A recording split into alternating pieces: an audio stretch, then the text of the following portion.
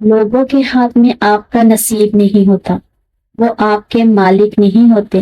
وہ آپ کے رازق نہیں ہیں، انہوں نے آپ کو تخلیق نہیں کیا، سو انہیں اس بات کی اجازت نہ دیں کہ وہ آپ کے اندر مایوسی کا زہر بھر دے، آپ سے آپ کے خواب چھین لے، آپ کو اپنی نظروں میں بے وقت کر دے۔ لوگوں کی باتوں پر مت جائیں، آپ نے صرف اللہ کو دیکھنا ہے، اللہ پر بھروسہ رکھنا ہے جس نے آپ سے آسانیوں کا وعدہ کیا ہے، اور یاد رکھیں کہ اللہ ہی بہترین کارساز ہے۔ ہمیں صرف صبر کرنا ہے۔ جانتے ہیں کہ قرآن پاک میں صبر پر اتنا زور کیوں دیا گیا ہے؟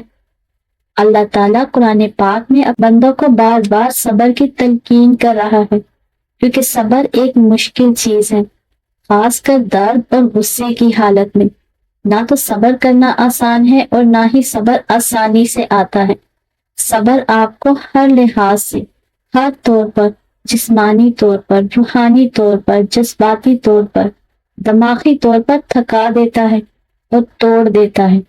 اس لیے ہمارا رب قرآن پاک میں ہمیں بار بار صبر کرنے کے لیے حوصلہ اور ہمت دے رہا ہے، اور اسی لیے ہمارے رب نے ہم سے وعدہ فرمایا ہے کہ اگر آپ صبر کریں گے تو میں بھی تمہارا ساتھ دوں گا، اور صبر کرنے والے ہمیشہ اللہ کو اپنے ساتھ پاتے ہیں۔ بے شک اللہ تعالیٰ صبر کرنے والوں کے ساتھ ہے۔ آپ کا صبر اس چیز کو لے کر آزمایا جاتا ہے جس کے لیے آپ کا دل تڑپتا ہے، اور اللہ تعالیٰ دیکھتے ہیں کہ آپ کو کس چیز سے زیادہ محبت ہے، اس چیز سے جو آپ کو چاہیے یا پھر اللہ سے۔ اور جب کبھی ایسے حالات بن جائے کہ کسی ایک کو چننا پڑے تو بغیر دیر کیے ہمیشہ اپنے رب کو چننا، اور اپنے رب کو چنتے ہوئے اس چیز سے بے نیازی اختیار کر لینا جو دل چاہتا ہے۔ ایسے آپ اپنے صبر کی آزمائش میں کامیاب ہو جائیں گے، اور عین ممکن ہے کہ پھر اللہ آپ کو وہی چیز آپ کے بہترین اجر کے طور پر دے دے جس کے لیے آپ نے صبر کیا یا جس کے لیے آپ نے دعائیں کی۔ یاد رکھیں اللہ کے پاس آپ کے لیے سب سے بہترین ہوتا ہے، اور اللہ نے آپ کے لیے بہترین راستے بنا رکھے ہوتے ہیں جو آپ سوچتے ہیں اس سے بھی بہترین،